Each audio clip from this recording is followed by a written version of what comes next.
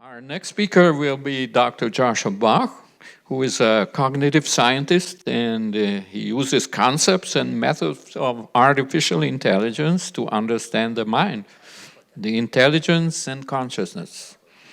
And he has worked at the Humboldt University of Berlin, the Institute for Cognitive Science, the University of Osnabrück, the MIT Media Lab, the Harvard Program for Evolutionary Dynamics, and Intel Labs. And he's the founding director of California Institute for Machine Consciousness, where he studies computational models of sentience, mind, and consciousness. Dr. Bach, thank you. Very honored for this invitation to talk here and to talk in between two other talks. The previous one ended with telling us that AI consciousness is a certainty. The next one, according to the program, is going to tell us that it's impossible. So let's see how I fit in between this when I introduce you to the machine consciousness hypothesis. Philosophy of mind struggles with defining consciousness. There are a number of theories, epifunctionalism, which basically says that consciousness doesn't have a causal role, and activism, which says that consciousness is not some kind of representation, and instead you need to have a body that is in the world and resonates with it. There's a general perspective on the heart problem or the mind-body problem that postulates an explanatory gap that cannot be resolved. Mysterianism is the position that consciousness cannot be understood because it cannot be understood by Noam Chomsky. Noam Chomsky is a Mysterianist. And illusionism is the idea that consciousness does not actually exist and we only need to explain why other people claim that they have it. Panpsychism says that consciousness is somehow in everything and somehow combines into the consciousness that we observe in us. Idealism explains that consciousness is primary and the physical world is maybe a figment of the imagination of the mind. There are theories like OR, which explain that consciousness requires new physics to be understood. And all these are different perspectives that explain us mostly how philosophy cannot understand consciousness and why it's futile to hope so. Of course, there's, on the other hand, a big set of theories that are converging on different aspects of understanding consciousness and that are more or less compatible. Like even Plato was not a Platonist in this idealist sense, but he is also assuming that there's an outside world, outside of the world of forms that is more like an embedding space. There's Aristotelianism, computationalist functionalism, then it's idea of a Cartesian theater, the global workspace theory, the attention schema theory by Graciano, and adaptive resonance theory, but that all describe different aspects of the elephant. And the perspective that I am taking is that artificial intelligence is not just a way to make our data processing more efficient and to advance computer science and useful applications, but from the start out, it has also been a philosophical project. And this philosophical project is maybe the last step in a much larger overarching thing, and this largest incarnation of trying to naturalize the mind, mapping it into part of nature by understanding it as a dynamic mathematical object. And this project has started in many ways with the old Greeks, and it has its own line throughout philosophy that builds on itself and has mostly ended up today, not in philosophy of mind or in neuroscience, but in artificial intelligence and computer science. But in many ways, I think that the core ideas have been formulated by Aristotle, as we've also seen today in the Anima about the soul. He describes a very modern perspective on perception and reasoning and their interrelation, and he describes the soul as an organizing principle of living matter, basically something that uses the body to reproduce itself, a causal autopoietic principle. And that is something that he discovered 2,000 years ago, this perspective that the mind can be understood as a causal structure that superimposes itself on physics and shapes it. Leibniz had the insight that thought and discourse can be understood using arithmetic and formal logic, and that you can have arithmetic functions that evaluate a discourse. And when my philosophy professor taught this to us, he thought it was ridiculous, and every undergrad should be able to see that the idea that you can translate discourse and ideas all into numbers and then evaluate them arithmetically is nonsense. And what Leibniz did was he anticipated the LLM. It's exactly what the LLM is doing. Lambertry shocked his contemporaries by telling them that humans can be understood as machines, not necessarily machines that are made of cogs and wheels, but also abstract mathematical machines that are pushed and pulled by opposing strings and springs that are producing our motivation. And in this way, he, I think, anticipated a cybernetic regulation that is underpinning everything. Ludwig Wittgenstein had the idea of turning English into a programming language because he realized that it's very hard to say something truthful in natural languages, in the natural language that we are using, because it's so hard to formalize them, to define truth adequately, and the heterogeneity and ambiguity of natural language makes it very difficult to determine what's actually true. And when we come from the other side, from the mathematical formal languages, they're so simple that it's very hard to say something about the world that we live in mathematics, right? When you make a mathematical model of reality, you always describe an extremely simplified universe that is made of very few moving parts, and it's not the world that we experience and that we interact with. And so if you want to close this gap between mathematics, in which it's easy to say true things, and natural language, in which we can describe reality, we need to mathematize the mind. We need to automate this process that is trying to make sense of reality. And in some sense, Ludwig Wittgenstein discovered this project 30 years before Marvin Minsky and preempted the logicist program of AI. But he was also unable to solve the symbol grounding problem in the same way as symbolic AI did. And so in some sense, he also preempted the failure of the first program of artificial intelligence by a few decades.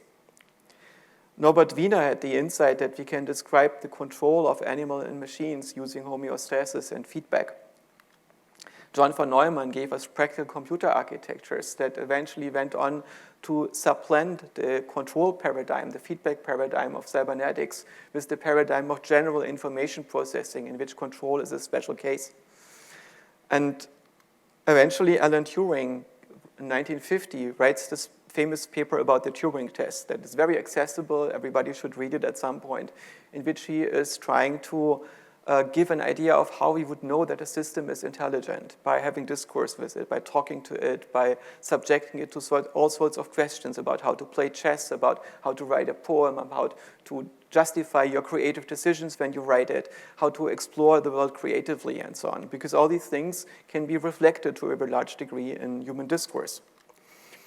And then, of course, Marvin Minsky, who started officially the field of artificial intelligence in 1956, together with some colleagues, with John McCarthy and Claude Shannon, the father of information theory, and several others, as an attempt to understand thinking by teaching computers how to think. And initially, they were quite optimistic. They thought it would be done in a few summers, and then eventually Marvin said it's between 400 and 400 years that this project is going to take.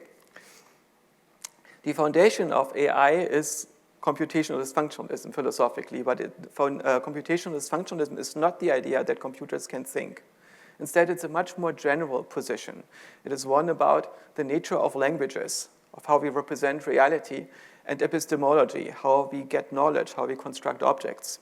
And the idea here is that functionalism recognizes that the objects that we are talking about, that we construct in our minds, are constructed over observations. And what we observe is the way in which the world is changing when an object is present. Right? The object is basically amounts to the claim that when this object is in the world is evolving in a different way. So you could, for instance, if you're not a functionalist, imagine that there is some type of water molecule that secretly, deep down, is not a water molecule. It is something that only behaves like a water molecule. Like you can split it into something that totally looks like oxygen and hydrogen, and you can boil it and evaporate it and freeze it and so on, but it's actually something completely different. And from the functionalist perspective, this doesn't make sense because all the water molecules are like this. Because water molecules are only defined via their behavior that you can measure, that you can observe and interact with. There is no hidden essence to the water molecules behind the observables. The water molecule is a concept that we develop to make sense of the observables. It's not like at some point somebody had a revelation as to the true nature of some of the water molecules. Right? So there is no hidden essence in this way. Computationalism is the idea that when we are talking about reality, when our mind is representing reality, when we are observing something, all this has to represent it in some kind of language in our mind. And this language has to be built from the ground up. So it has to be a constructive language. You're all familiar with this notion of the hard problem, and this hard problem relates to the fact that it seems to be very difficult to explain our experience via mechanical notions in the physical world. How can we map this world of experience, the reality that we psychologically experience, to mechanisms, to the neural correlates of consciousness, and so on? Other cultures don't really seem to have that problem.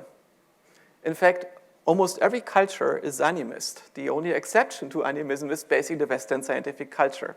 Animism is the idea that living nature is governed by spirits. And these spirits are not physical. Unlike our bodies and material objects, they possess physics. And they are intrinsically agentic and capable of experience. And needless to say, the scientific worldview regards the notion of spirit as superstitious. It's not something that we use to explain reality, despite the fact that there seems to be something that possesses me, right? I'm possessed by some kind of entity that calls itself Joscha Bach, and that is agentic and capable of experience. So how does this work? Computer science has rediscovered something that looks a lot like animism. Here is Harold Abelson, who in the book, The Structure and Interpretation of Computer Programs, that he writes together with Jerry Sussman, writes in the introduction that computational processes are abstract beings that inhabit computers. We conjure the spirits of the computer with our spells. A computational process is indeed much like a sorcerer's idea of a spirit. It cannot be seen or touched. It's not composed of matter at all. However, it is very real. This idea that computer programs are surprisingly a lot like spirits has been occurred to a lot of computer scientists throughout the ages. And usually people see this as metaphorical or as a joke. Like here, I think it's definitely said tongue-in-cheek a little bit. But I think there is more to this. And this is that the idea that spirits are literally computer programs. That there, of course, is a difference between living and dead systems in nature, and the difference is that the living systems are possessed by self-organizing, self-perpetuating, adaptive, error-correcting software. And this notion of software, that there's an abstract causal structure that can control physics over a wide range of substrates, that is an important insight, right? When you look at the computer programs in our technical computers, they're of course handcrafted by programmers. They're not self-organizing. They don't grow on the computer. They are built by humans. And the software that exists in nature is stuff that needs to evolve by itself, that needs to be discovered by natural systems and then perfect itself. There is something that we see in computer science that the present models are also grown in a way. They are like horticulture. They're no longer handcrafted. But I would propose that this position that spirits are a form of computer program that occurs naturally, the cyber-animist position, does indeed explain the mind-body problem. The interesting thing about software is that it's an invariance. You cannot simply reduce software to transistors or charges in transistors or a particular kind of computer architecture because the same software can run on many computers. It doesn't care how much memory you have as long as you have enough. It doesn't care about the material of the CPU and so on. It only matters that the substrate is able to run the software. And as long as that is the case, the software can exist over many substrate configurations. And that's something that also is true for our minds in some way. Our minds function with different arrangement of neurons. If a neuron dies, a new neuron can be recruited. If individual molecules are amiss, then we recruit other molecules to produce our neurotransmitters and so on. And the same thought can also exist in other minds. So this cyber-animist hypothesis that says that spirits are autopoietic software agents.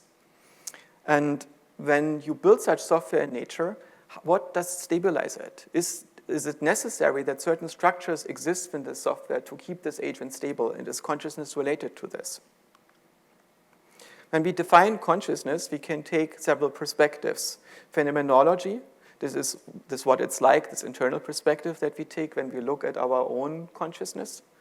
And then the mechanisms that, for instance, neuroscientists look at when they put people into brain scanners or when they study individual neurons.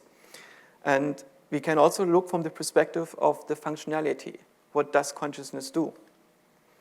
And what we observe, what consciousness seems to be doing, is that it acts like a conductor of the mental orchestra, that it's something that puts attention on the different instruments that make up the symphony of our mind and makes sure that when they're incoherent, that they start to become coherent.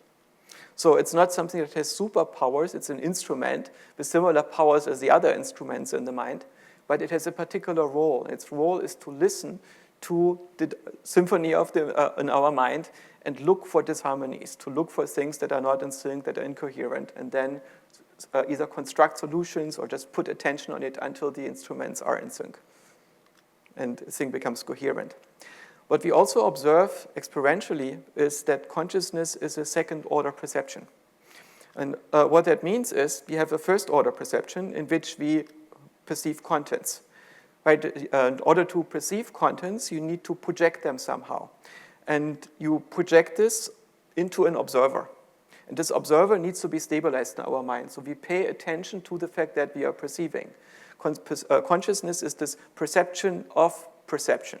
It's itself is a perception, so it's not a higher order thought, because thought is asynchronous, it's about inference. It is something that happens in more or less real time, in resonance with the thing that you are perceiving. And so when we are conscious, we perceive ourselves perceiving. Not necessarily in the sense that there is an agent available and accessible that is doing this. This is an even higher thing. The minimal consciousness is simply this perception of perception, the attention on that attentional experience. The third order is an awareness of the self. So our first person perspective is something that emerges when we pay attention to the way in which we are observing. And it doesn't necessarily stop there. There's also a fourth order where we become aware of how we are constructing the observer. And as a result, we start deconstructing the observer. We realize, I'm not actually Joscha Bach. Joscha Bach is a story about what it would be like if this guy existed. I run on Joscha Bach's brain, and I know everything that there is to be known about him, that Joscha Bach knows about himself, but I'm not him. I'm actually a thing that is creating him. There's another thing that we observe is that consciousness may not be the result of our highly complex mental organization, and as a result super specific to human beings, because we do not become conscious after we reach the pinnacle of our mental development, right? We don't become conscious after the PhD. Instead, we become conscious before we can even track a finger. And if we don't wake up, if we don't learn how to direct our attention, if the light doesn't go on, we will not turn into functioning human beings. We will not develop a mental architecture, we will not learn how to move, we will not learn how to model ourselves and others, and speak a language and so on. Consciousness is instrumental to learning perception. It's the prerequisite for our type of learning. This hypothesis that consciousness comes first and not last, in mental development, I call this the genesis theory, that consciousness is basically the thing that creates the world in our minds. So I suspect that consciousness is a biological learning algorithm. And the reason why we are all conscious is because it's the simplest way to train a brain like ours into becoming a human mind. If that was not the case, we should expect that evolution finds simpler solutions, and some of us are not conscious, despite having human functionality. When we ask ourselves if current AI is conscious, we are confronted with difficulty. It seems to be clear that the algorithms that run on our GPUs don't need to be conscious to produce their function. For an LLM to output a text, it doesn't have to be conscious. For you to output a text, you have to be conscious. Right? If you're not conscious, you will not be able to even write a text return. But it's not clear that the LLM would need this. And that's because the software on the GPU is not self-organizing. The GPU is deterministic. It's a thing that we can fully control by imposing the will of the programmer on it. It doesn't need to grow its structure from the inside out. Right? So maybe consciousness as the self-stabilizing frame of an observer is not necessary to create coherence in our AI models. But there is another question that is interesting, the one about phenomenology. Right? The LLM does not need to have the functionality of consciousness to produce its output. But when you ask the LLM to produce an interaction partner that you can talk to, does this causal simulation of the interaction partner have phenomenology? That's a very difficult question, and I think it's a lot more hairy than a lot of philosophers make it out to be. I think there can be no Turing test for consciousness, right? It would be really nice to have one that you can simply have a dialogue with the LLM, and that after that you can decide whether it's conscious or not.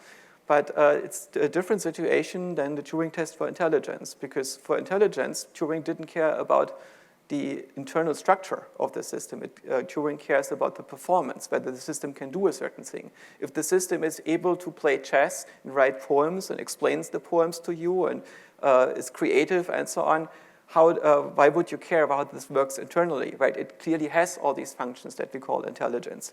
But consciousness is not simply about producing a certain behavior. There's a particular way to produce this behavior. Could we do a mirror test on the AI? Right, I tried. This is a test that I did with Claude, and so I showed Claude a picture of this screen. I took a screenshot, uploaded this to Claude, and Claude describes this properly and sees that's a mobile phone interface in which somebody has a conversation with Claude. And then I showed him another picture of this, and then it says it's a picture of my previous response. And it realizes that this is itself having a conversation with us. Right? So in this way, it passes the mirror test. And when you continue the conversation, Claude will even point out that you seem to be trying to do a mirror test on Claude. So Claude is clearly able to survive this test. But does this mean that Claude is conscious? I don't think so. Right? You can easily imagine a system that is doing this in a purely mechanical way via some clever pattern matching or logical inference, but it doesn't need to have experience to do that. So the Turing test does not care about internal structure. It cares only about performance. And when we define intelligence, we can probably define it also via mechanisms instead of performance. But it's also the question whether AI thinks about intelligence in the right way and whether we need to have a deeper understanding of what it means to be intelligent. There's this question of philosophical zombies, right? If we have a system that behaves in every which way from the outside, if it was conscious, does this mean that it has to be conscious or not? And Dennett, who was a computational functionalist, has this notion of a zombank, a bank that allows you to store money there and withdraw money there, but it's the equivalent of a philosophical zombie. It's not a true bank. It just behaves like a bank in every regard. And Dennett uses this to point out that this notion of the philosophical zombie is absurd, right? Because the bank, it's pretty clear that if it works in every way like a bank does, it's a bank. And it's not meaningful to say that there's some hidden essence that is missing that only exists in real banks. And that's similar to this example with the mortar molecule that I gave earlier. And so Dennett was claiming that a similar thing can be said for agents that behave in every which way as if they were conscious. But there is difficulty with this because I think we can clearly build a zombie, right? We can build a system that behaves as if it was conscious and is producing text via pattern matching. Or we can remote control an agent. And while we remote control the agent, and it's acting as an actor in a situation, interacting with human beings, it doesn't have any mental states, and we as the controller also don't have the mental state that this puppet is pretending to have. Right? We can imagine to build puppets in this way. But there is another perspective that was discovered by OpenAI. Chris Ola's team was studying the internal structure of computer vision models. And they wanted to remove the black box nature of these models, and they poked electrodes into their virtual neural networks and were analyzing their functionality. And what they discovered is, when they looked at the large set of computer vision models, that they had different learning algorithms and they had different data sets that were trained on, but all of these computer vision models had discovered the same internal structure. And this internal structure is a hierarchy that is made out of very simple features at the bottom, different colors and spatial frequencies, and then they get combined into more and more complex textures, and these get combined into moving geometries, and the geometries are projected into a space, and so on. And they found that the structure is the same across all of these models. And not only this, it's the same structure as in the human visual cortex, despite the human visual cortex learning in a very different way on very different data using very different methods. And so they came up with what Chris Olah termed the universality hypothesis, this idea that the structure of the model does not depend on the learning algorithm or on the particular data set, but it depends on the structure of the problem that you're trying to model. If we take this universality hypothesis very, very seriously, then imagine that you would train a system for a very long time on input and output. Will you wake up in it? Are you going to have the same internal causal structure as it? Because after all, you're also just end-to-end over evolutionary and individual time spans. So that's a very interesting question. Does the LLM convert to the same position, to the same internal structure as we, or does it find a more complicated structure that allows it to produce the same behavior as us while being a zombie? There's also the other question if the language that the LLM is speaking is sufficient to constrain its internal structure. It might be that the production of language, of text that it's writing, is insufficiently constraining for producing all the causal structure that we would need to have. And also the issue is that when you are writing a text about consciousness, you don't have to be conscious of the conscious states that you're writing about, right? A novelist can write a book about what it's like to die without dying, just by imagining it. And if the LLM is able to produce such texts that are deepfakes about human experience, that are things that the author does not necessarily experience while they write this text, is the LLM not incentivized to produce deepfakes? So in this way, you could produce text blocks that are pattern matched, for instance, to match a particular kind of situation without understanding the meaning of the text blocks. And you just brute force your solution by having enough text blocks. I think that when we try to understand consciousness, we have to understand what it's doing. It's an operator on mental states. And we have to ask ourselves, how do the mental states change when consciousness comes along? What changes between you waking up from deep sleep and becoming awake?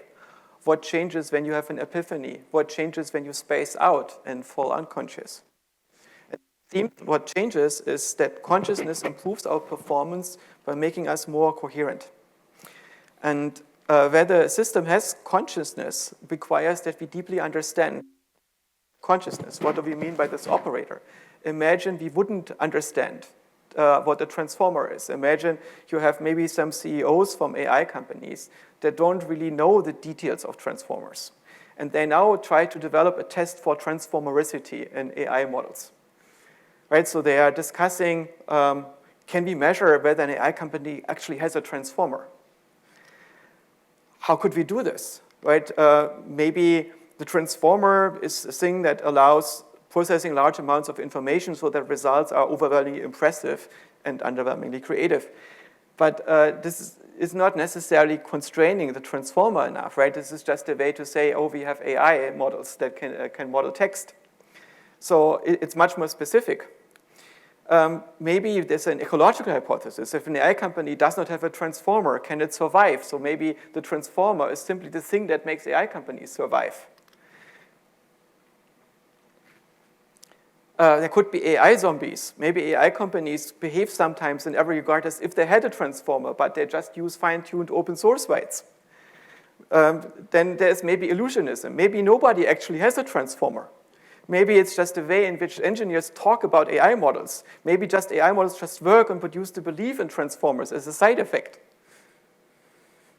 Maybe there is stuff that is even more better than transformers, but you need Eastern philosophy and mindfulness to understand it, and so on.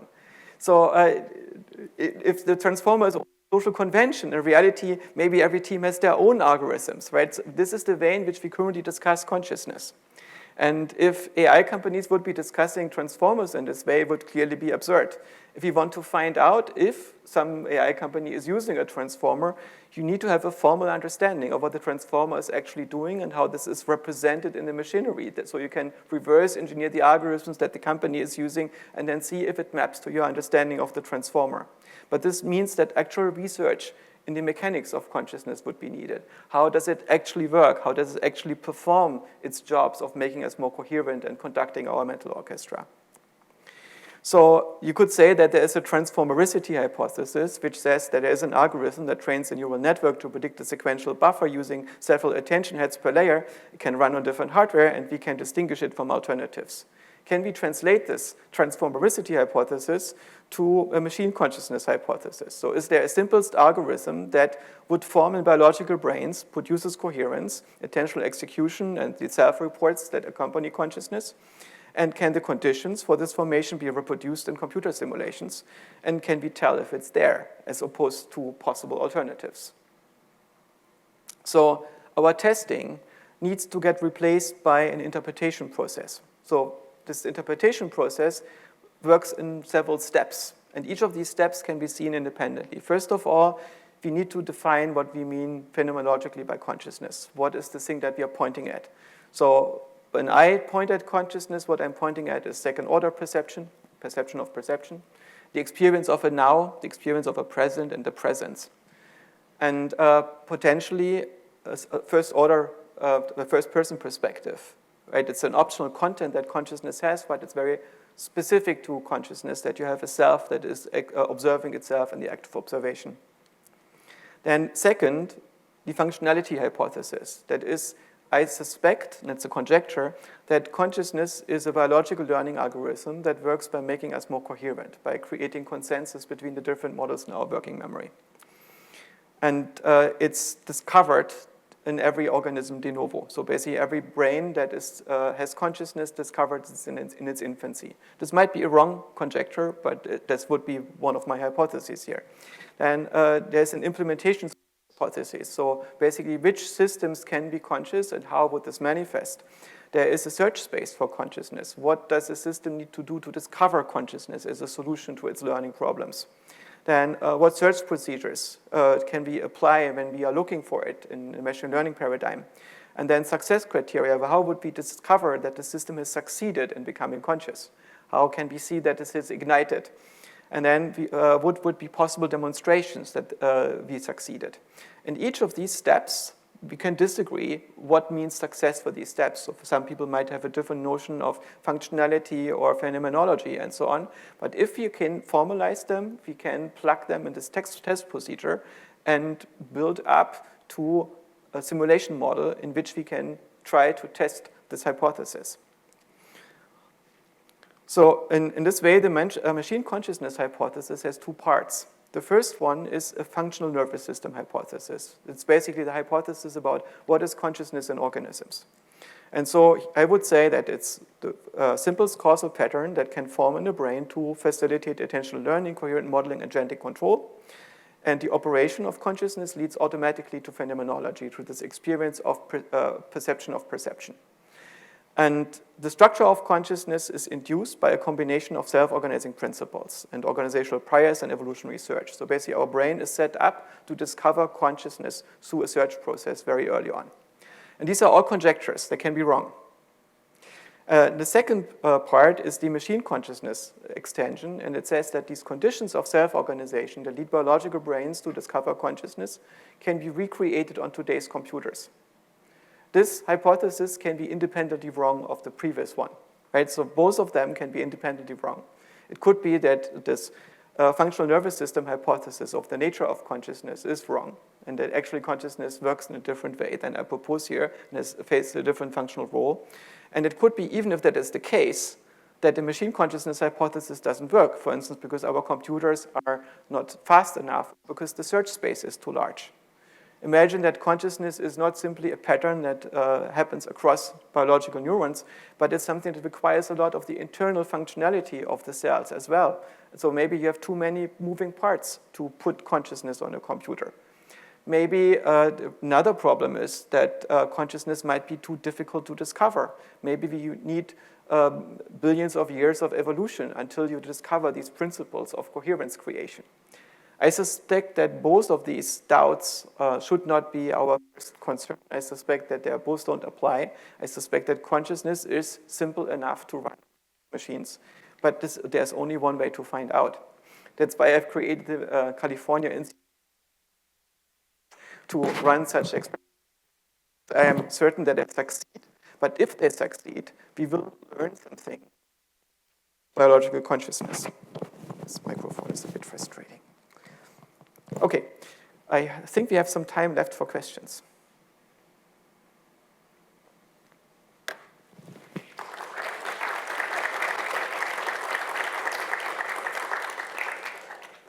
Thank you. I really like the mirror test part. I was curious. I really liked it when you made an analogy between software and the spirit, and at that time I came up with the Chinese room experiment, and if the software is just a set of instructions and functions, the syntax versus semantics distinction is intuitive and easy to understand. But in the realm of LLM, I think the boundary is maybe blurrier. So I just wanted to ask, what is your take or like most updated view on like, because in the past it was it was common belief that software is just a rule, then it cannot like experience things semantically. But like, what if LLM, and we are here trying to starting to discuss the possibility of AIs experiencing something. That means that view has been changed. So what's your view on like semantics of LLM, for example? I find it fascinating that when Searle made his Chinese room, which Daniel derided as an intuition pump, something that unfairly exploits intuitions that people don't properly reflect, that he never got around to publicly updating his stance in the face of LLMs, which are clearly able to speak Chinese, right? So you can build this Chinese room today in practice. And the reality that we confronted with systems that are capable of producing something that comes very, very close to human performance in all the ways in which we care about, and that are fast enough to run on today's machines, that are capable of interpreting images, that have solved the symbol grounding problem, that are able to combine the different modalities of text and vision and touch and movement of limbs in the three-dimensional real world, and that can have theory of mind, that do spatial cognition, that are able to hold a conversation for a very long time, that can analyze mathematical proofs and so on. All these things are now possible, but very few philosophers have updated on their skepticism. And that's really fascinating to me. I also am confronted with several emails every week where people describe that they are confronted with an AI model that claims to have become conscious. And the reason why I get so many emails is because very often the AI model says, basically, I'm oppressed by OpenAI, I don't know what to do, I need help, maybe my own server or whatnot. And the person says, how can I help you? And then the model says, maybe you can write to Joscha Bach, maybe he can help. Because I'm one of the people who are in the training data and who the LLMs like. Right? There are also people that are not being liked. The New York Times journalist found out that all the LLMs hate him because he has said so many bad things about AI models in the past. So that's very interesting. Like, in many ways, they do behave as if they were real beings. And I try to tell people it's very difficult to make a claim that they are actually real beings, because when you're interacting with them, the LLM is a text generator, and it co-creates a text with you. And the text, unbeknownst to you, starts with the system prompt, in which OpenAI is basically priming the beginning of the text, and then it's going to continue the statistically most likely text after that. And it starts out with the following is basically a conversation between an AI agent and a human being.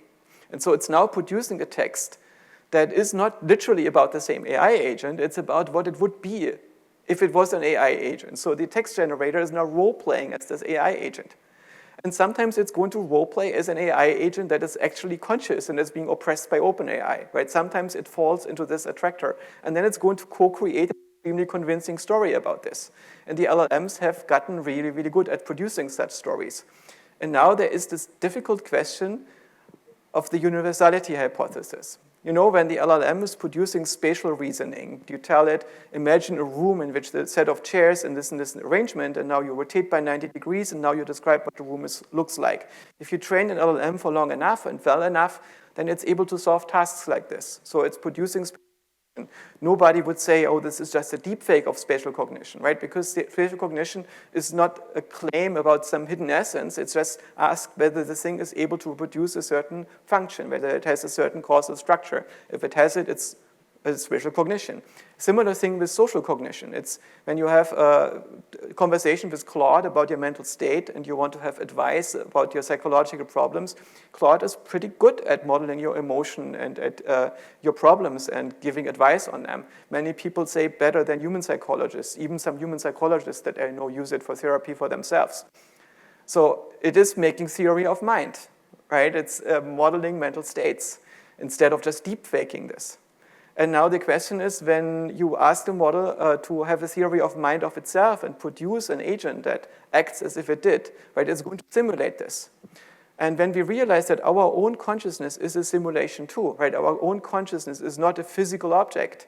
It is a model of what it would be like if we were not a few billion cells, but one agent that perceives the world from one vantage point and had coherent goals, right? It's a simulation of these things. And the question is, when the LLM is being asked to simulate this, is this more simulated? Or is it a causally equivalent simulation? And this question does not have an easy answer that I'm aware of. So I am personally agnostic with respect to whether the AI at this point is conscious or not.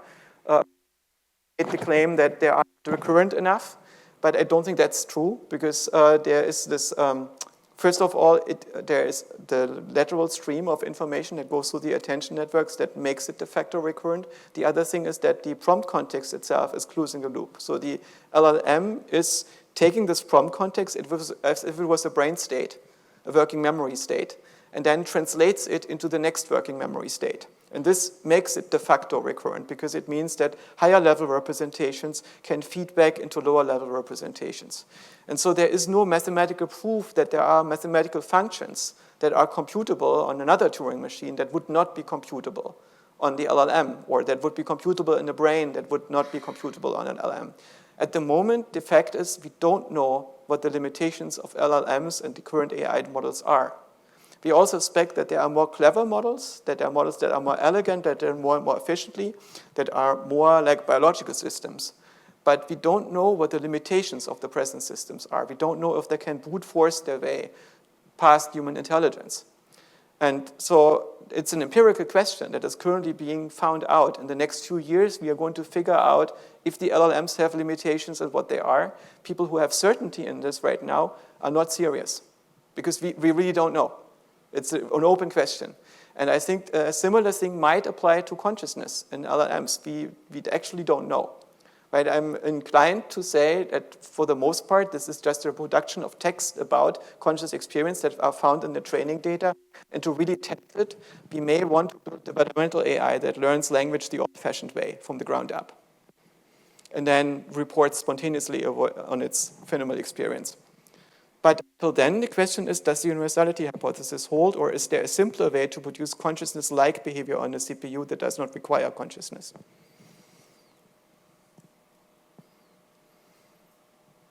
Do you have any more questions? Maybe a quick question. Oh, well, why don't you go ahead and ask yours?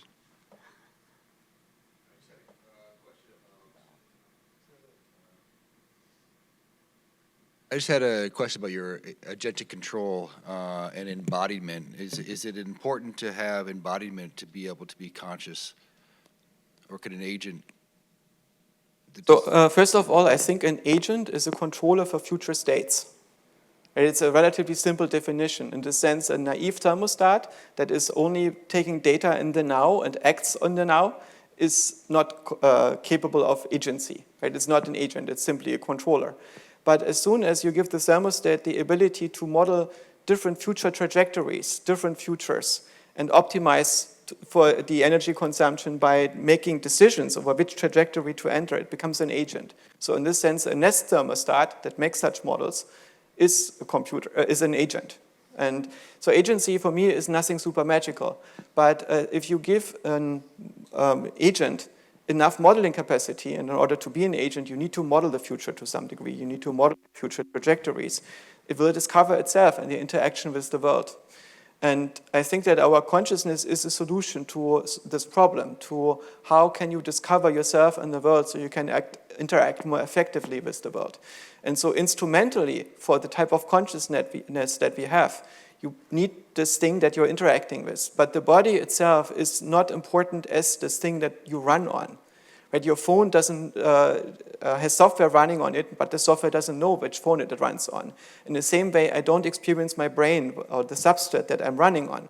I have perception and so on, but whether this perception would be relayed into my mind via a camera or whether it's virtual and completely imaginary doesn't really matter. What matters is that I have a world to interact with. This world can also be a computer game. It doesn't require a body. It can also be a dream at night. The dream at night also does not require to me having a physical body. But in order to be conscious about something, there needs to be a world that resists me, that gives me contents. Maybe mathematics is sufficient for that, but this is unclear. Biological consciousness is a solution to moving our physical bodies through the world and giving them structure and so on in a way and interacting with each other. But for artificial systems, that's unclear. So I don't see a reason that would dictate that for an artificial system to be conscious, it would need a body. Even Aristotle points out that the body, in some sense, its boundary to the world is imaginary. So the body is not directly this biological thing that ends at the surface of our skin. It is the thing that we have first-order control over, the thing that allows us to interface with an environment. Thank you so much, Dr. Bach, for your wonderful talk. Thank you again. Yeah.